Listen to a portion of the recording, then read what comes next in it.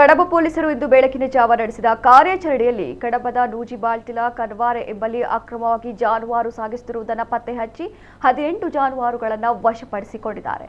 ಶುಕ್ರವಾರ ಬೆಳಕಿನ ಜಾವ ಹಾಸನದಿಂದ ಕೇರಳ ಕಡೆಗೆ ಕಂಟೇನರ್ ವಾಹನದಲ್ಲಿ ಜಾನುವಾರು ಸಾಗಾಟ ಮಾಡುತ್ತಿದ್ದ ಬಗ್ಗೆ ಖಚಿತ ಮಾಹಿತಿಯ ಮೇರೆಗೆ ವಾಹನವನ್ನು ತಡೆದು ನಿಲ್ಲಿಸಿದ ಕಡಬ ಠಾಣಾಧಿಕಾರಿ ಸಬ್ ಇನ್ಸ್ಪೆಕ್ಟರ್ ಜಂಬೂರಾಜ್ ಮಹಾಜನ್ ನೇತೃತ್ವದ ಪೊಲೀಸರ ತಂಡ ಓರ್ವನನ್ನ ಬಂಧಿಸಿದ್ದು ಮತ್ತೋರ್ವ ಪರಾರಿಯಾಗಿದ್ದಾನೆ. ಕಂಟೇನರ್ನಲ್ಲಿ ಸುಮಾರು 18 ಜಾನುವಾರುಗಳನ್ನು ಅಮಾನುಷವಾಗಿ ಸಾಗಾಟ ಮಾಡಲಾಗುತ್ತಿರುವ ಬಗ್ಗೆ ಕಂಡುಬಂದಿದೆ.